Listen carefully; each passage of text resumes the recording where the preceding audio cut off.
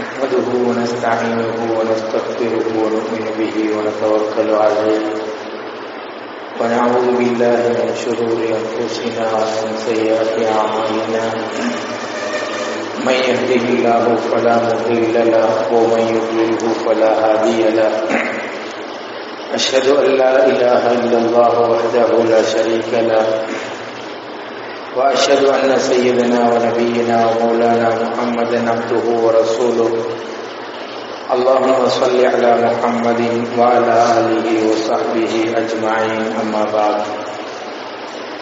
فقد قال الله تعالى في قرآنه الكريم بعد أعوذ بالله من الشيطان الرجيم بسم الله الرحمن الرحيم والفجر وليال العشر وقال الله تعالى أيضا ويذكروا اسم الله في أيام معلومات على ما رزقهم من بهيمة الأنعام صدق الله المولان العظيم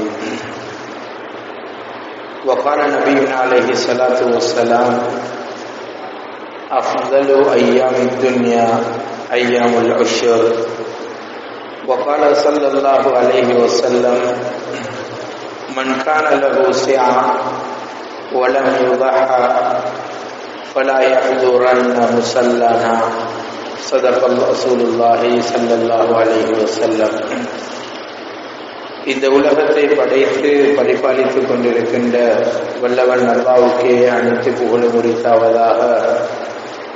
இந்த உலகத்தில் வாழ்கின்ற மனிதர்களின் நேர்வழிக்கண்டே தனது வாழ்க்கையை முழுமையாக அர்ப்பணித்த முஹம்மது ரசூலுல்லாஹி ஸல்லல்லாஹு அலைஹி வஸல்லம் அவர்களின் மீதிலும் அன்னாரை பின்தொடர்ந்த அஸ்ஹாபுகள் தாபிஊன்கள் தபவு தாபிஈன்கள் நாளை கியாமத் பரியந்தம் இந்த தீனுல் இஸ்லாத்தை பின்பற்றப் போகின்ற முஃமின்கள் முஸ்லிம்கள் அனைவர்களின் மீதிலும் என்றென்றும் ஸலாத்தும் ஸலாமும் உண்டாவதாக. அல்லாஹ்வின் இறை இல்லமாம் மஸ்ஜிதிலே இத்திகாஃபுடைய நியத்துடனும் அவனினாலே அமானிதமாக கடமையாக்கப்பட்டிருக்கும் ஜுமாவுடைய கடமையை நிறைவேற்ற வேண்டும் என்ற ஆவலுடனும் அமர்ந்து கொண்டிருக்கும் அல்லாஹ்வின் நல்லடியார்களே, அல்லாஹ் ரப்புல் இஸ்ஸத் எதையெல்லாம் ஏவி இருக்கிறானோ அவைகளை எடுத்து நடக்கும்படியும் எவைகளை விட்டு விலக்கி தடுத்து ஹராமாக்கி இருக்கிறானோ அவைகளை விட்டு முற்று முழுதாக கவிந்து கொள்ளும்படியும் முதலில் எனக்கும் அப்பாலுங்களுக்கும் வசியத்து செய்து கொள்கிறேன். அன்புக்குரிய அல்லாஹ்வின் நல்லடியார்களே, நேசர்களே, இந்த உலகத்தில் நாம் வாழும் சந்தர்ப்பத்தில் அல்லாஹ் ரப்புல் இஸ்ஸத் எமக்கு சில நிஅமத்துக்களை தந்திருந்த போதிலும் அந்த நிஅமத்துக்களில் அநேகமான நிஅமத்துக்கள் நாம் இந்த உலகத்தில் பிறந்து மரணிப்பதற்கு முன்பே அவைகள் எம்மை விட்டு பிரிந்து விடுகின்றது. அவ்வாறு இல்லாவிட்டாலும் நாங்கள் இந்த உலகத்தில் வாழ்கிறோம், வாழ்ந்து நாங்கள் மரணிக்கின்றோம். அவை எமக்கு பின்னால் நாங்கள் அனந்தரங்கள் சொத்தாக நாங்கள் விட்டு விட்டு செல்லுகின்றோம். அப்படியான அந்த சொத்துக்களாக அந்த பொருட்களாக வஸ்துக்களாக இருந்தாலும் அவைகள் அனைத்துமே என்றோ ஒரு நாள் அழிந்து போகக்கூடியது, அவைகள் இந்த உலகத்தில் இல்லாமல் ஆக்கப்படக்கூடியது என்பது மிக தெளிவான ஒரு விடயமாகும்.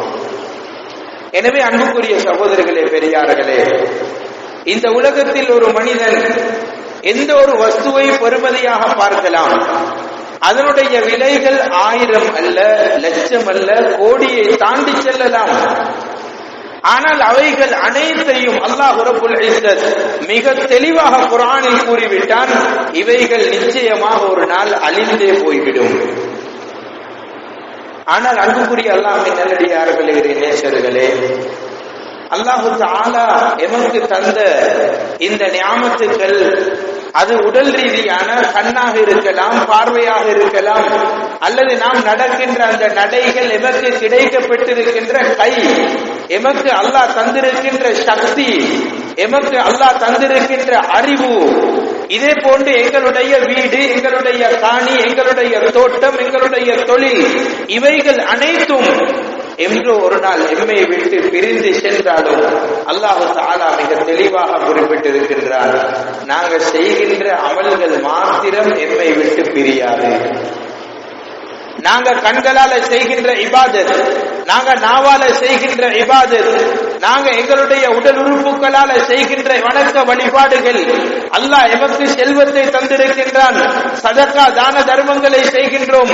இந்த வணக்க வழிபாடுகள் மாத்திரம் இந்த உலகத்தை விட்டு நாம் பிரிந்தாலும் அது நிச்சயமாக எம்மை விட்டு பிரிய போவது கிடையாது. அன்பார்ந்த சகோதரர்களே, பெரியார்களே, நாங்கள் செய்கின்ற வணக்கங்கள், நாங்கள் செய்கின்ற இபாதத்துக்கள், நாங்கள் இபாதத்துக்களை செய்யும் பொழுது அல்லாஹ் ரப்புல் இஸ்ஸத் அந்த வணக்க வழிபாடுகளின் மூலமாக இந்த உலகத்திலும் எமக்கு பல லாபங்களை தருகின்றான்.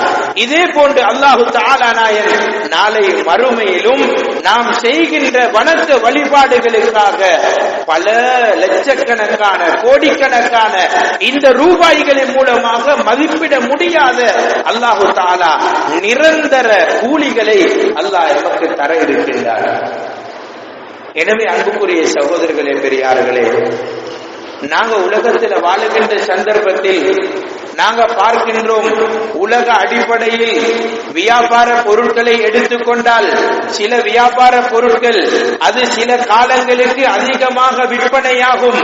மக்கள் எல்லோரும் அந்த பொருட்களை தேடுவார்கள், அதை இறக்குமதி செய்வார்கள், அதை விற்பனை செய்வார்கள், அப்படி நடந்து கொள்வார்கள். அதே நேரம் நாங்க இந்த உலக அடிப்படையில் ஓய்வு நாட்களை கண்டால், ஓய்வு நேரங்களை எடுத்துக்கொண்டால் சில பகுதிகளில் முழு உலக நாட்டில் இருக்கக்கூடிய மக்கள் அனைவர்களும் சுற்றுலா பயணத்துக்காக அந்த இடங்களில் குமிவார்கள், வருவார்கள், போவார்கள். இப்படி அன்பார்ந்த சகோதரர்களே, பெரியார்களே, உலகத்தில் அனைத்துக்கும் ஒவ்வொரு சீசன் வரும். நாங்க விவசாய துறையை பார்க்கலாம். சில நேரங்கள்ல சில பல வஸ்துக்கள் ஒரு சீசனை பொறுத்த வரைக்கும் மலிஞ்சிருக்கும், அதை அதிகமாக எமக்கு வாங்கலாம், அது மலிவான விலையில் கிடைக்கும்.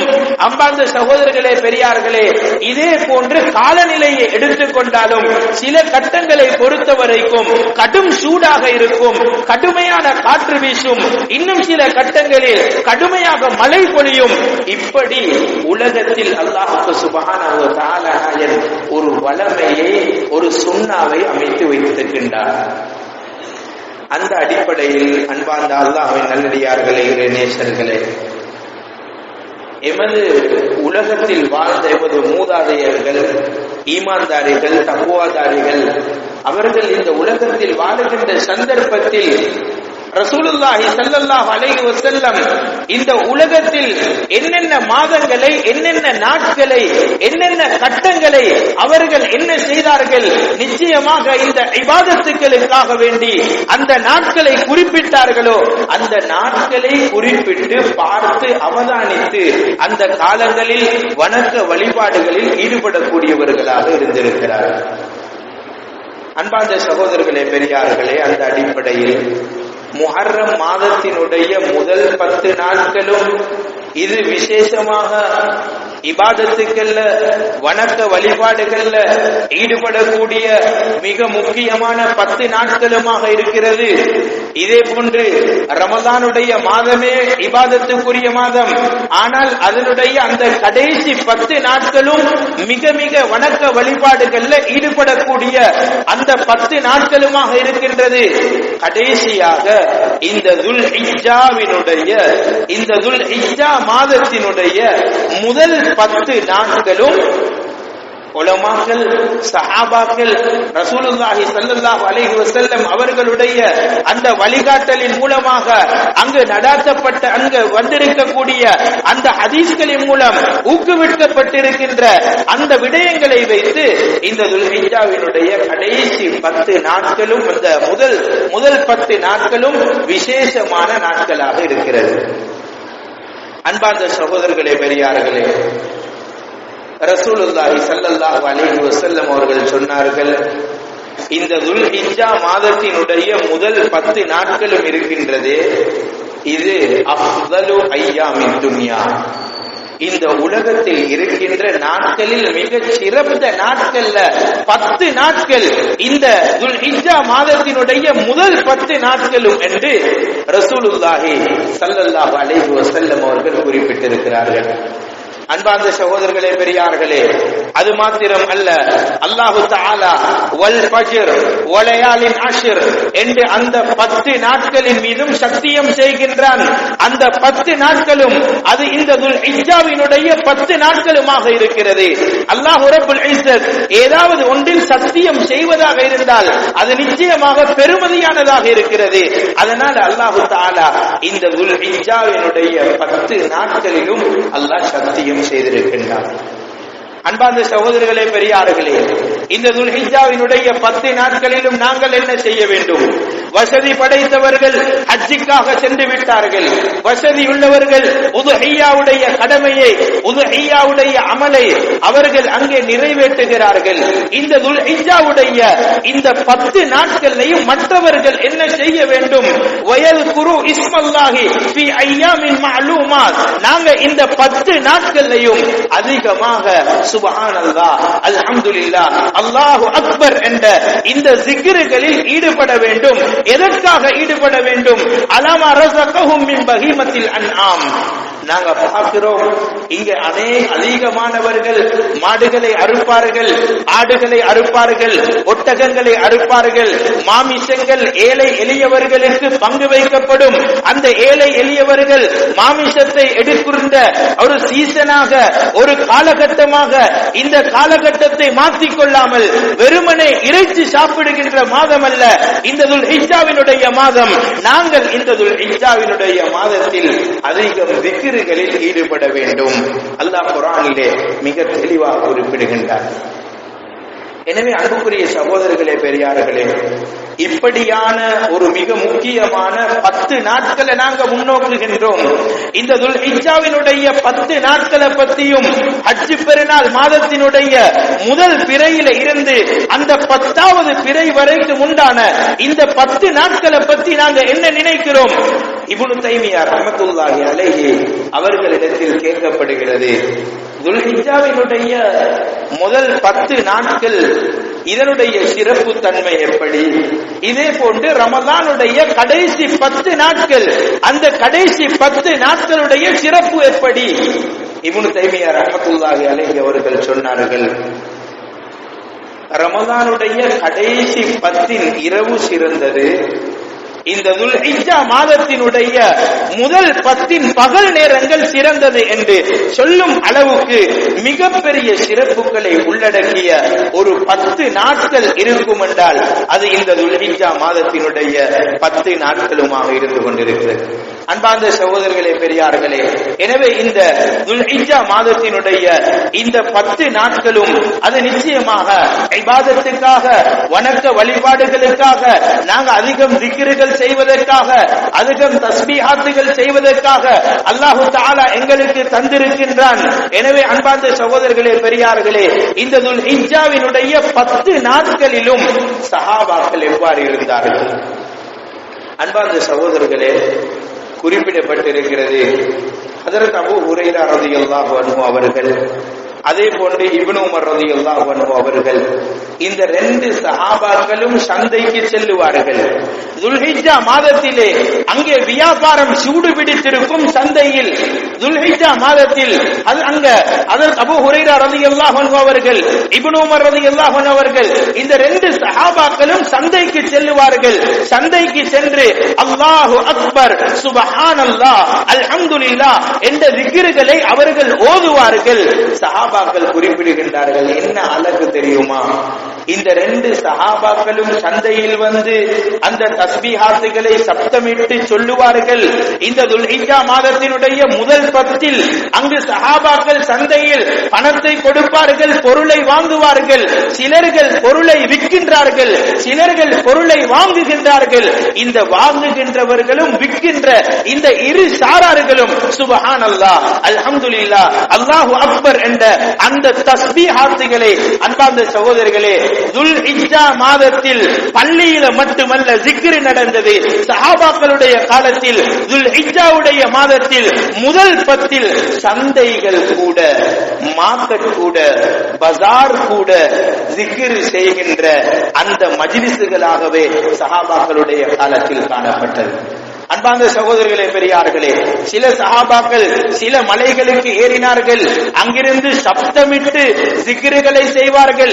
இன்னும் சில சஹாபாக்கள் இந்த துல்ஹிஜ்ஜாவினுடைய மாதத்தில் மஸ்ஜிதுகளில் அமர்ந்து கொண்டு சப்தமாக ஜிக்ரில் தக்பீரில் ஈடுபடுவார்கள். சில உலமாக்கள் ஹதீஸ்களை கூட படித்துக் கொடுப்பதை நிறுத்திவிட்டு இது துல்ஹிஜ்ஜாவுடைய முதல் 10 இருக்கின்றது, சுப்ஹானல்லாஹ், அல்ஹம்துலில்லாஹ், அல்லாஹு அக்பர் என்ற ஜிக்ருகளை செய்கின்ற மாதம் இது. இந்த மாதம், இந்த மாதத்தில் நாங்கள் இல்முடைய மஜ்லிஸ்களை கூட நிறுத்திவிட்டு அவர்கள் என்ன செய்தார்கள் தெரியுமா? தஸ்பீஹ்களை, ஜிக்ருகளை செய்கின்றவர்களாக அவர்கள் மாறினார்கள். அன்பார்ந்த சகோதரர்களே, பெரியார்களே, ரமதானுடைய கடைசி 10 இஅ்திகாஃப் இருப்பது இது நாங்கள் அனைவரும் அறிந்த ஒன்றாக இருக்கிறது. ஆனால் இமாம் இப்னு அஸாகிர் ரஹ்மத்துல்லாஹி அலைஹி இவர்களை பற்றி குறிப்பிடப்படுகின்றது. இமாம் இப்னு அஸாகிர் ரஹ்மத்துல்லாஹி அலைஹி ரமலானுடைய கடைசி 10லும் இஅ்திகாஃப் இருப்பார்கள். அதே நேரம் இந்த துல்ஹிஜ்ஜா மாதத்தினுடைய முதல் 10 நாட்களிலும் அவர்கள் என்ன செய்வார்கள்? இஅ்திகாஃபில் ஈடுபடுவார்கள். அன்பார்ந்த சகோதரர்களே, பெரியார்களே, அபு சயீத் ரஹ்மத்துல்லாஹி அலைஹி அவர்கள் குறிப்பிடுகின்றார்கள், துல்ஹிஜ்ஜாவினுடைய மாதம் வந்துவிட்டால் அவர்கள் அவர்களுடைய ஊரில் வசிக்கின்றவர்களுக்கு சொல்லுவார்கள், லா துத்ஃபியூ சுருஜக்கும், துல்ஹிஜ்ஜாவினுடைய முதல் 10 இந்த நாட்களும் வந்துவிட்டது, உங்களோட வீட்டில் நீங்க விளக்குகளை அணைச்சி விட்டு தூங்கி விடாதீர்கள். இந்த நாளில், இந்த முதல் 10 நாளிலும் நீங்கள் அதிகமாக தஸ்பீஹ்களில், வணக்க வழிபாடுகளில் ஈடுபடுங்கள் என்று அபு சயீத் ரஹ்மத்துல்லாஹி அலைஹி அவர்கள் குறிப்பிடுகின்றார்கள். என்றால் அன்பார்ந்த சகோதரர்களே, பெரியார்களே, இந்த துல்ஹிஜ்ஜாவினுடைய இந்த முதல் 10 நாட்களும் மிக முக்கியமாக மனிதர்கள் வணக்க வழிபாடுகளில் ஈடுபடக்கூடிய மாதமாக இருந்து கொண்டிருக்கிறது. அன்பார்ந்த சகோதரர்களே, பெரியார்களே, அது மாத்திரம் அல்ல, இந்த துல்ஹிஜ்ஜாவினுடைய முதல் 10 சலஃபு சாலிஹீன்களுடைய காலத்தில் மஸ்ஜிதுகளில் என்ன நடைபெற்றிருக்கிறது என்பதை நாங்கள் தேடி பார்த்தோம் என்றால், தனவந்தர்கள் அவர்கள் ஹஜ்ஜுடைய கடமையை நிறைவேற்றுவதற்காக சென்று விடுவார்கள். அதற்கு பின்னால் என்ன செய்வார்கள் என்றால், அன்பார்ந்த சகோதரர்களே, சலஃபு சாலிஹீன்களுடைய காலத்தில் மஸ்ஜிதிலே மக்களை ஒன்று கூட்டுவார்கள். ஒன்று கூட்டி அந்த துல்ஹிஜ்ஜாவினுடைய முதல் நாள் தொடக்கம் 10 நாள் அந்த ஹஜ் பெருநாளுடைய நாள் வரும் வரைக்கும் தொடர்ச்சியாக மஸ்ஜிதில் அவர்களுடைய ஒன்று லுஹருக்கு பின்னால் அல்லது அஸருக்கு பின்னால் அல்லது இஷாவுக்கு பின்னால் தொடர்ச்சியாக பயான் மஜ்லிஸ்கள் நடக்கும். அந்த பயான்ல என்ன நடக்கும்? அன்பார்ந்த சகோதரர்களே, ஹஜ்ஜுடைய அமலில் இருக்கின்ற மிக முக்கியமான சிறப்புகள். ஹஜ் என்றால் என்ன? அதில் தவாப் இருக்கிறது. தவாப் செஞ்சா என்ன நன்மை கிடைக்கும்? முஸ்தலிஃபால கரிபடுறது, அரஃபால தங்குறது. ஹஜ்ஜாஜிகள் இன்றையாவது நாளையில் என்ன செய்கிறார்கள்? இன்றையாவது நாளையில் என்ன செய்கிறார்கள்? இப்படி ஹஜ்ஜுக்கு சென்றவர்கள் அங்கே ஹஜ்ஜில் என்னென்ன வணக்கங்களில் ஈடுபடுகிறார்கள் என்பதை அவரவர்களின் ஊரில் மக்களை ஒன்று கூட்டி பள்ளி வாயலில் இமாம்கள் இந்த முதல் 10 ஹஜ்ஜுல் இஜ்ஜாவினுடைய நாளிலும் மக்களுக்கு ஆசை ஆர்வத்தை ஊட்டி மற்ற வருடம் ஹஜ்ஜிக்கு மக்கள் செல்வதற்காக மக்களை தயாராக்குகின்ற ஒரு மிக முக்கியமான அமல் இந்த துல்ஹிஜ்ஜாவினுடைய 10 நாட்களிலும் நடைபெற்றிருக்கிறது. அன்பார்ந்த சகோதரர்களே, பெரியார்களே, எனவே அப்படியான ஒரு சிறப்பான காலத்தை நாங்கள் முன்னோக்கி கொண்டிருக்கிறோம். இந்த துல்ஹிஜ்ஜாவினுடைய முதல் 10 நாட்களிலும் ஸல்லல்லாஹு அலைஹி வஸல்லம் அவர்கள் முஸ்னத் அஹ்மதில் ஹதீஸ் பதிவாக இருக்கிறது, அதிகமாக சுப்ஹானல்லாஹ், அல்ஹம்துலில்லாஹ், அல்லாஹு அக்பர் என்ற இந்த திக்ருகளை செய்யக்கூடியவர்களாக நபி ஸல்லல்லாஹு அலைஹி வஸல்லம் அவர்கள் இருந்திருக்கிறார்கள். எனவே அன்பார்ந்த சகோதரர்களே, பெரியார்களே, இந்த துல்ஹிஜ்ஜாவினுடைய முதல் 10 நாட்களில் நாட்களிலும் நாங்கள் விசேஷமாக திக்ருகள்ல, தௌராதுகள்ல, இபாதத்துக்கள்ல ஈடுபடுவதற்கு ஆயத்தமாக வேண்டும். அடுத்ததாக இந்த நாங்கள் துல்ஹிஜ்ஜாவினுடைய இந்த ஹஜ்ஜி பெருநாளுடைய நாளையில் வசதி படைத்தவர்கள் உதுஹிய்யாவை நிறைவேற்றுவதற்காக அவர்கள் ஆயத்தமாக வேண்டும். அன்பார்ந்த சகோதரர்களே, பெரியார்களே, உதுஹிய்யா என்பது மிக முக்கியமான ஒரு அமல், ஒரு மிக முக்கியமான வணக்கம். அந்த உதுஹிய்யாவை பற்றி ரசூலுல்லாஹி ஸல்லல்லாஹு அலைஹி வஸல்லம் சொன்னார்கள். நபி ஸல்லல்லாஹு அலைஹி வஸல்லம் ஒருபோதும் பள்ளிக்கு வருகின்ற மக்களை துரத்துபவர் அல்ல. நபி ஸல்லல்லாஹு அலைஹி வஸல்லம் பள்ளிக்கு வராதவர்களை தேடுபவர். ஆனா ஸல்லல்லாஹு அலைஹி வஸல்லம் இந்த உதுஹிய்யாவுடைய விடயத்தில் சொன்னார்கள், யாருக்கு வசதி இருந்தும் அவர் உதுஹிய்யா கொடுக்கவில்லையோ வலா முசல்லானா, அவர் எங்களுடன் வந்து இந்த பெருநாள் தொழுகையில் கலந்து கொள்ளாமல் இருக்கட்டும் என்று ஸல்லல்லாஹு அலைஹி வஸல்லம் அவர்கள் சொன்னார்கள். அன்பார்ந்த சகோதரர்களே, பெரியார்களே, வசதி இருந்தும் இந்த உதுஹிய்யாவை நாங்கள் நிறைவேற்றாமல் இருக்கக்கூடாது. இன்று நாங்கள் எங்களுடைய சமூகத்தில் பார்க்கிறோம், இந்த உதுஹிய்யா என்ற அமல் இது பெரியவர்களுக்கு, கோடீஸ்வரர்களுக்கு, தனவந்தர்களுக்கு அல்ல. நாங்க எங்களுடைய அக்கவுண்ட்ல சாதாரணமாக ஒரு 5 லட்சம், 10 லட்சம், 15 லட்சம் நாங்கள் சாதாரணமாக சேர்த்து வச்சிருக்கிறோம். ஆனா எங்களுக்கு ஒரு 35,000, ஒரு 40,000 பங்குல நாங்க சேர்றதுக்கு நாங்க கஞ்சத்தனம் பார்க்கிறோம். அன்பார்ந்த சகோதரர்களே, அப்படி அல்ல. ஸல்லல்லாஹு அலைஹி வஸல்லம் அவர்கள் மிக தெளிவாக சொன்னார்கள், இந்த உதுஹிய்யா என்ற அமல் மிகப்பெரிய அமல். இதனால அந்த மனிதனுக்கு கிடைக்கின்ற நன்மைகள், அந்த மனிதனுக்கு கிடைக்கின்ற சவாபுகள் ஸல்லல்லாஹு அலைஹி வஸல்லம் ஏராளமாக சொல்லி இருக்கிறார்கள். எனவே சகோதரர்களே, பெரியார்களே, எங்கட லைஃப்ல நாங்க எல்லாத்துக்கும் திட்டம் தீட்டி இருக்கிறோம். ஆனா இதுவரைக்கும் நாங்களும் ஒரு நாள் ஹஜ்ஜிக்கு போகணும் என்ற பிளான் எங்கள்கிட்ட இல்ல. நாங்க எல்லாத்த பத்தியும் திட்டம் தீட்டுகிறோம்.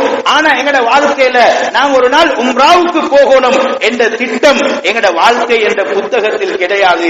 சகோதரர்களே, பெரியார்களே, நாங்க எல்லாத்துக்கும் பணத்தை சேர்க்கிறோம். நாங்க எல்லாத்துக்கும் உலக ஆடம்பரங்கள்ல, ஆடையில, உலக வசதியில, சாப்பாட்டுல, உணவுல, நாங்க போகக்கூடிய அந்த ட்ரிப்ல, இதெல்லாத்திலையும் நாங்க தனவந்தர்களோடு ஒப்பிட்டு நாங்க அவர்களுக்கு சமனாக நடக்க பார்க்கிறோம். ஆனா ஜகாத்தை கொடுங்கண்டா எங்களுக்கு ஜகாத்து கடமை இல்ல, நீங்க ஹஜ்ஜி செய்யுங்கண்டா எங்களுக்கு ஹஜ்ஜி கடமை இல்ல, நீங்க உதுஹிய்யாவை கொடுங்கண்டா எங்களுக்கு உதுஹிய்யா கொடுக்கிற அளவுக்கு எங்கள்கிட்ட வசதி இல்ல. சிலர்களுக்கு தனி ஒரு மாட்டை அறுக்கலாம், ஆனா அவர்கள் அப்படி செய்வது கிடையாது. ஏதோ ஒரு பங்குல சேர்ந்து கொள்வார்கள். அன்பார்ந்த சகோதரர்களே, பெரியார்களே, அப்படி அல்ல. நாங்கள் இந்த உதுஹிய்யா என்ற அமலை நாங்கள் இது ஒரு இபாதத்தாக நாங்க நினைச்சு எங்களால தனிய இதை நிறைவேற்ற முடியுமா, அந்த அமைப்புல நாங்க அதை நிறைவேற்றுவதற்கு முயற்சிக்கணும். இதற்கான அமைப்புகள் கூட்டு உதுஹிய்யா என்ற அமைப்புல நிறைய முயற்சிகள் நடந்து கொண்டிருக்கிறது. ஆனால் அன்பார்ந்த சகோதரர்களே, கவலைக்குரிய விடயம், இந்த உதுஹிய்யாவுடைய இந்த சீசன் வரும் பொழுது இந்த இறைச்சி வியாபாரம் இது ஒரு மாஃபியாவாக மாறுவது மிக கவலைக்குரிய விடயமாக இருக்கிறது. அல்லாஹ் ரசூலுல்லாஹி ஸல்லல்லாஹு அலைஹி வஸல்லம் அவர்கள் சொன்னார்கள், உம்ரத்துன் ஃபீ ரமலான் கஹஜ்ஜத்தின் மஇ. யாராவது ஒருவர் ரமலான் காலத்துல உம்ரா செஞ்சா அவர் என்னோட ஹஜ் செஞ்சதற்கு சமன் என்றார் ஸல்லல்லாஹு அலைஹி வஸல்லம். அன்பார்ந்த சகோதரர்களே, சில அமல்களுக்கு அல்லாஹ் கூலிய கூட்டி கொடுக்கிற நேரம் எங்கட சமூகத்திலையும் அதுக்குரிய ரேட்டை கூட்ட ஆரம்பிக்கிறார்கள். நீங்க பாருங்க, சும்மா காலத்துல உம்ராக்கு போனா அதுக்கு ஒரு விலை, ஆனா ரமலான் காலத்துல உம்ராக்கு போகும்போது அதுக்கு ஒரு விலை. இதே நேரத்தில் எங்கட மாடு, இந்த மாட்டுடைய வியாபாரம், இந்த இறைச்சி, இந்த மாட்டு வியாபாரிகள் இவர்கள் எல்லா காலங்களிலும் ஒரு அமைப்பில் இந்த வியாபாரத்தை செய்வார்கள். ஆனால் அன்பார்ந்த சகோதரர்களே, இந்த கூட்டு உதுஹிய்யா வரக்கூடிய நேரத்தில் இதனுடைய ரேட்டும் இந்த மாடுகளுடைய விலைகளும் தலை உயர்ந்து சென்று கொண்டிருக்கிறது. அன்பார்ந்த அல்லாஹ்வின் நல்லடியார்களே, அப்படி கிடையாது.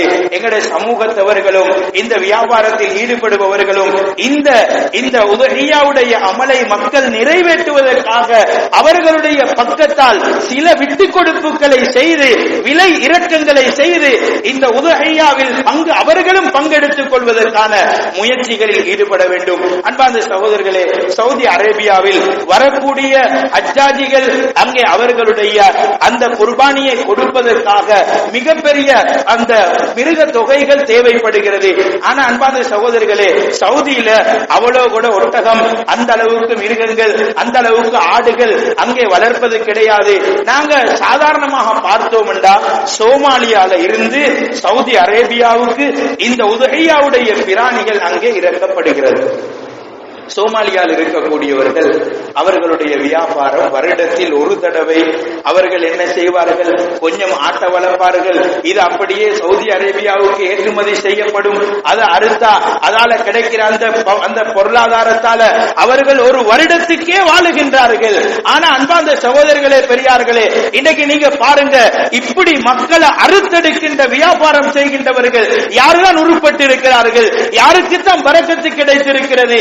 அன்பார்ந்த சகோதரர்களே, பெரியார்களே, குறி பார்த்து, தவணை பார்த்து, சந்தர்ப்பம் பார்த்து மக்கள் எல்லோரும் சேர்ந்து இப்படியான நிலையில் ஈடுபட்டு இந்த உதுஹியாவுடைய இந்த அமல்ல ஈடுபடும் பொழுது நாங்க வியாபாரிகள் இதனுடைய விலையில பிடிச்சு நின்று அல்லது இதை விடவும் கூட நின்று சொல்வது என்பது இது ஒரு மிகப்பெரிய அநியாயமாக இருக்கிறது. அன்பான சகோதரர்களே, கொஞ்ச நாளைக்கு முன்னால கொழும்பு பகுதியில நான் ஒரு கூட்டு உதுஹியாவினுடைய ஒரு பேக்கேஜ பார்த்தேன் போன் மூலமாக. அங்க பார்த்தா 28,000 ரூபாவுக்கும் ஒரு பங்கு போடப்பட்டிருக்கிறது. ஆனா கொழும்பை பொறுத்த வரைக்கும் வயலும் இல்ல, காடும் இல்ல, மாடு வளர்க்கிற வசதியும் இல்ல. நான் பார்த்த அந்த பேக்கேஜ் உள்ள அந்த பள்ளிவாசலை பொறுத்த வரைக்கும் அந்த ஊருக்கு போனா அந்த அளவு மாடு சேர்த்திருக்கிற அளவுக்கு வீடுகள்ல கூட மாடு இல்லாத அந்த ஊரு. ஆனா எப்படி நீங்க ஒரு பேக்கேஜ் 28,000 போட்டிக்கிறீங்க என்று கேட்டா, அன்பார்ந்த சகோதரர்களே, பெரியார்களே, கிடைச்ச பதில் என்ன தெரியுமா? அந்த குர்பானுடைய கமிட்டியில் இருக்கக்கூடிய 4-5 தனவந்தர்கள் சேர்கிறார்கள். ஒரு 10 லட்சம் ரூபாய் பணத்தை போடுகிறார்கள். அவர்கள் இந்த வவுனியா, இந்த கிண்ணியா, இது போன்ற பகுதிகளுக்கு செல்லுகிறார்கள். அங்க பேச்சு மாடுகளை பார்த்து அங்க முறையாக ஹலாலான முறையில எந்த சந்தேகங்களும் இல்லாம நல்ல முறையில மாட்டை பார்த்து விட்டு வருகிறார்கள். அதை பார்த்து அதை சரியான முறையில் அவர்களும் சட்டங்களை பேணி கோமித்த போட்டு அதை அனுப்பி வைக்கிறார்கள். அன்பார்ந்த சகோதரர்களே, பெரியார்களே, அது வந்து மஸ்ஜிதுக்கே சட்டபூர்வமாக சேருகிறது. சேரும் பொழுது 28,000 ரூபாவுக்கும் ஒரு ஆளுக்கு ஒரு பங்கு கொடுப்பதற்கு அவர்களுக்கு இலகுவாக அமைகிறது. ஆனால் அன்பார்ந்த சகோதரர்களே, பெரியார்களே, வெறுமனே உதுஹியாவை கொடுங்கோ என்று சொல்றது மட்டும் உலமாக்களுடைய கடமை கிடையாது. அன்பார்ந்த சகோதரர்களே, இந்த உதுஹியாவை எப்படி கொடுக்க வேண்டும்? அதே நேரம் இந்த மாட்டை நாங்கள் தொடர்ச்சியாக கூட்டு உதுஹியாவாக அறுக்கும் பொழுது இதை ஒரு சாரார், இதை ஒரு மாஃபியாவாக, இதை ஒரு வியாபாரமாக, இதன் மூலமாக எமது சமூகத்தில் இருக்கின்ற இரத்தத்தை உரிவதை போன்று இந்த எமது சமூகத்தவர்களை கஷ்டப்படுத்துவதற்கு அவர்கள் நினைக்கிறார்கள் என்றால், அன்பார்ந்த சகோதரர்களே, நாங்க கொஞ்சம் மாட்டை விட்டுட்டு ஆட்டுக்கு திரும்புவதற்கும் சிந்திக்க கூடாது. அன்பார்ந்த அல்லாஹ்வின் நல்லடியார்களே, இறைநேசர்களே, மாட்டை கொடுத்தாலும் உதுஹியாதான், ஆட்டை கொடுத்தாலும் உதுஹியாதான். நாங்க இந்த அளவுக்கு ஒரு பொருளை வாங்கி எங்களுக்கு சில லேசான அமைப்புகள் இருக்கின்ற நேரத்தில் நாங்க யாருக்காகவும் முகத்தாட்சியை பார்த்து யாருடைய அந்த பலாத்காரங்களுக்காக அல்லது சில விடயங்களுக்காக அற்ப லாபங்களுக்காக நாங்கள் இவ்வாறு செய்ய வேண்டிய அந்த நிலைப்பாடு கிடையாது. அதனால் அன்புக்குரியவர்களே, இந்த குர்பானுடைய கமிட்டி செய்யக்கூடியவர்கள் இவர்கள் கொஞ்சம் இதை பற்றி சிந்தித்தார்கள் என்றால் நிச்சயமாக இதுக்குரிய ஒரு சொல்யூஷனை கொண்டு வர முடியும். எங்கட நாட்டை பொறுத்த வரைக்கும் இன்றைக்கு சில பொருட்களை பார்க்கிறோம், அதற்கென்று ஒரு விலை மட்டீடு கிடையாது. அந்த விலை மட்டீட்டை யாரோ செய்கிறார்கள், அரசாங்கத்தின் மூலமாக தலையிட முடியாது. இப்படியான ஒரு நிலை எமது சமூகத்தில் உருவாகும் பொழுது, அன்பார்ந்த சகோதரர்களே, எனது ஞாபகத்துக்கு ஏற்ப 5-6 வருடங்களுக்கு முன்னால ஜமியத்துல் உலமா அழகான ஒரு வழிகாட்டலை செய்தது. இப்படியாக இதனுடைய விலைகள் அதிகரிக்கும் பொழுது நீங்க ஆட்ட அறுத்தாவது உதுஹியாவுடைய அந்த கடமையை நிறைவேற்றுங்கள். ஆனால் அதற்கு பல விமர்சனங்கள் வந்ததே ஒழிய அது எந்த தூர நோக்கத்தில் பார்த்து சொல்லப்பட்டது என்பதை அன்பார்ந்த சகோதரர்களே எங்களுடைய சமூகத்தவர்கள் பார்க்கவில்லை. அதே போன்று இந்த உதுஹியாவை கொடுக்கும் பொழுது அன்பார்ந்த சகோதரர்களே, சிலர்கள் பார்க்கிறார்கள், மறுநாள் காலையில அறுக்க இருக்கிறார்கள், இன்றைக்கு ராவ் வந்துதான் பார்க்கிறாரு, ஏட உதுஹியா பிராணியது இதையா அறுக்க போறீங்க, ஆனாலும் பிரச்சனை இல்ல, நீங்க எங்கேயோ இருந்து அக்கௌண்ட்டுக்கு டிரான்ஸ்பர் அடிச்சு விட்டு எங்கே ஒரு இடத்துல அறுத்து போடுறதல்ல உதகையா. ஏதோ கூட்டு உதகையாண்டா அதை எங்க வீட்டுல கொண்டு வந்து வைக்கலாது. அது உண்மையாக பள்ளியில நாங்க போய் பார்க்கணும். ஆனா சிலர்கள் தனி மாடுகளை அறுக்கிறார்கள், அவர்கள் பள்ளி வாயில்களுக்கு கொடுக்கிறார்கள், நல்ல விஷயம். ஆனா அதை பார்ப்பது கிடையாது, கவனிப்பது கிடையாது, கண்ணால பார்ப்பது கிடையாது. சகோதரர்களே, பெரியார்களே, நாங்க உலமாக்கள் சொல்றாங்க, ஒரு உதகியாவுல நாங்க ஒரு பிராணி அறுக்கிற நேரம் அது ஒரு 10-15 நாளைக்காவது எங்கட வீட்டுல கட்டி நாங்க அதுக்கு தீனிகளை போட்டு நாங்க அதை வளர்க்கணும், நாங்க அதை கண்ணால பார்க்கணும், நாங்க அதுக்கு கொஞ்சம் தீனிகளை போடணும். அதனுடைய ஒரு இறக்கம் எங்கட உள்ளத்துல வரணும். அதை அறுக்கிற நேரம் அதை எங்கள்கிட்ட தீனி கேட்கிறது, நாங்க போனா அது கிட்ட வாரது. இப்படியான ஒரு பாச உணர்வை நாங்க உணரணும். அன்பார்ந்த சகோதரர்களே, பெரியார்களே, அந்த பின்னணியில தான் இந்த உதஹியா என்றது வந்ததை ஒழிய, அன்பார்ந்த சகோதரர்களே, இது அல்லாமல் இதை விட்டு விட்டு நாங்க மிருகத்தனமாக இரக்கத்தனம் இல்லாம ஏதோ ஒரு அமைப்புல நாங்க உதஹியாவை நிறைவேற்றுவது என்பது இஸ்லாம் வழிகாட்டியது கிடையாது. ஒரு இந்தியாவை சேர்ந்த ஒரு ஆலிம் கொஞ்ச காலத்துக்கு முன்னால முழு இலங்கையிலையும் ஒரு கருத்தை அவர் பேசினார். என்னவென்றா, ஒரு இந்தியாவில் இருக்கக்கூடிய ஹதீஸ் பாடம் நடத்தக்கூடிய ஒரு மிக முக்கியமான ஆலிம், அவர் என்ன செய்வார் என்றா, அவர் ஒரு ஆட்டை உதுஹியாவுக்காக அறுப்பார்கள். அது ஒவ்வொரு வருடமும் அவர் செய்வாரு. அந்த ஆட்டை எப்படி பழக்குவார் என்றா, தீனி கொடுத்து பழக்குவாரு. அந்த ஆலிம் மதரசாவுக்கு பாடம் நடத்த வார நேரம் அந்த ஆடு அந்த ஆலிம் பின்னாலே வந்து மதரசாட வாசல்ல உட்கார்ந்து கொள்ளும். பாடத்தை முடிச்சிட்டு மதரசாலிருந்து வீட்டுக்கு போற நேரம் அந்த ஆடு அவரோட பின்னால் அப்படி வீட்டுக்கு போகும். இப்படி அவரோட பழகிய ஒரு ஆட்டத்தான் அவர் உதுஹியாவுக்காக அறுப்பார். அப்படி அறுக்கும் பொழுதுதான் அன்றைக்கு இப்ராஹிம் அலைஹிஸ்ஸலாத்து வஸ்ஸலாம் இந்த அறுக்கிற நேரம், அறுக்க முன்வந்த நேரம், அவருடைய மகனை அறுக்க முயன்ற நேரம் எப்படியான ஒரு கவலை, எப்படியான ஒரு வருத்தம் வந்திருக்கும் என்ற அந்த உணர்வை நிச்சயமாக அவர்கள் உணர்வார்கள். எனவே அன்பார்ந்த சகோதரர்களே, பெரியார்களே, நாங்க உதுஹியாவுடைய கடமைகளை நிறைவேற்றுறோம். நாங்க வாங்கக்கூடிய பிராணி அது எப்படியானது, எங்கிருந்து வருகிறது, எப்படி வருகிறது, அதனுடைய உடல்நிலையை கவனிங்க, அது வருத்தங்கள்ல உள்ளாகிறதான்றதை கவனிங்க, அது நோய்களுக்கு உட்படுத்தப்பட்டிருக்கிறதான்றதை கவனிங்க. இப்படி பார்த்து நல்ல முறையில் அந்த உதுஹியாவை நாங்க நிறைவேற்றுவோம் என்றா, அன்பார்ந்த சகோதரர்களே, இந்த உதுஹியாவின் மூலமாக எங்களுடைய சொத்துக்கள்ல பரக்கத்து உண்டாகும், எங்களுக்கு அதனுடைய தாக்கம் எங்களுடைய பொருளாதாரத்தில் உண்டாகும், இதனுடைய பரக்கத் எங்களுடைய குடும்பங்கள்ல உண்டாகும். இந்த குர்பானியின் மூலமாக எங்களுடைய நோய் நும்பலங்கள் இல்லாவழியாகும். அதனால் அன்புக்குரிய சகோதரர்களே, பெரியார்களே, துல்ஹிஜ்ஜாவுடைய இந்த 10 நாட்களிலும் சொன்ன திக்ருகள்ல இபாதத்துக்கள் ஈடுபடுவதை போன்று நாங்க வார வருஷம் ஒரு உதுஹியா அல்ல, இந்த வருடம் ஒரு பங்கிலாவது சேர்வதற்கு ஒரு முயற்சியை நாங்க எடுத்து இந்த உதுஹியாவுடைய அமல்லையும் நாங்க பங்கெடுப்பதற்கு வல்லவன் அல்லாஹ் ரப்புல் இஸ்ஸத் எங்கள் அனைவர்களுக்கும் தௌஃபீக் செய்வானாக. யா அல்லாஹ் ரப்பே ரஹ்மானே, இந்த துல்ஹிஜ்ஜாவுடைய காலத்தில் தஸ்பீஹ்கள்ல எங்களுடைய நாவுகளை ஈடுபடுத்த கிருபை செய்வாயா. யா அல்லாஹ் எங்களுக்கும் ஹஜ்ஜுடைய பாக்கியத்தை, உம்ராவுடைய பாக்கியத்தை தந்துடுவாயா. யா அல்லாஹ் நல்ல முறையில் பூர்த்தியான உதுஹியாவுல பங்கெடுப்பதற்கு, உதுஹியா பிராணிகளை அறுப்பதற்கான பாக்கியத்தை எங்கள் அனைவர்களுக்கும் தந்துடுவாயாக. யா அல்லாஹ் அந்த பலஸ்தீனத்தில் தொடராக சோதனைக்கு உட்பட்டுக் கொண்டிருக்கின்ற அந்த முஸ்லிம்களை பாதுகாத்திருவாயாக, அவர்களுக்கு பலத்தை கொடுத்திருவாயாக. யா அல்லாஹ் இஸ்லாமிய உள்ளத்தில் அவர்களை பற்றிய அந்த இரக்கத்தை போட்டு விடுவாயாக. யா அல்லாஹ் குழந்தைகள் பெண்கள் என்ற அந்த வித்தியாசமின்றி அவர்கள் அழிக்கப்படுகிறார்கள். யா அல்லாஹ் கலிமா சொன்ன ஒரே ஒரு காரணத்திற்காக அவர்கள் அழிக்கப்படுகிறார்கள். யா அல்லாஹ், யா அல்லாஹ் ரப்பே ரஹ்மானே, அவர்கள் குண்டுக்கும் அந்த தாக்குதல்களுக்கும் பயந்து உன்னுடைய மஸ்ஜிதுல் அக்ஸாவை அவர்கள் விட்டு விட்டு ஓடிவிடவில்லை. யா அல்லாஹ், அதே நபிமார்கள் எந்த இடத்தில் ஷஹாதத்தை சுமந்து கொண்டார்களோ அந்த நபிமார்களுடைய பாதம் பட்ட அந்த பூமிகள்ல இருந்து கொண்டு குடும்பமாக அவர்கள் ஷஹாதத்தை எதிர்பார்க்கிறார்கள். யா அல்லாஹ், யா அல்லாஹ் முஸ்லிம்களிடத்தில் ஆயுதம் கிடையாது. யா அல்லாஹ், வானத்தில் இருந்து அவர்களை அழிக்க வருகின்ற குண்டுகளை மாத்திரம்தான் காண்கிறார்கள். யா அல்லாஹ், யா அல்லாஹ், இந்த ஹஜ்ஜுடைய அமல் எத்தனையோ ஹஜ்ஜாஜிகள் யா அல்லாஹ் காபத்துல்லாஹ் கிட்ட வந்திருக்கிறார்கள். யா அல்லாஹ், அவர்களுடைய அந்த துஆவின் பரக்கத்தின் மூலமாக இந்த பலஸ்தீனத்தில் நடக்கின்ற இந்த அநியாயத்தை, இந்த அட்டூழியத்துக்கு நீ ஒரு முற்றுப்புள்ளியை வைப்பாயாக. யா அல்லாஹ், அவர்களுக்கு நிம்மதியாக வாழ்வதற்கு அவர்களுடைய அந்த பூமியை பெற்றுக் கொடுப்பாயாக. யா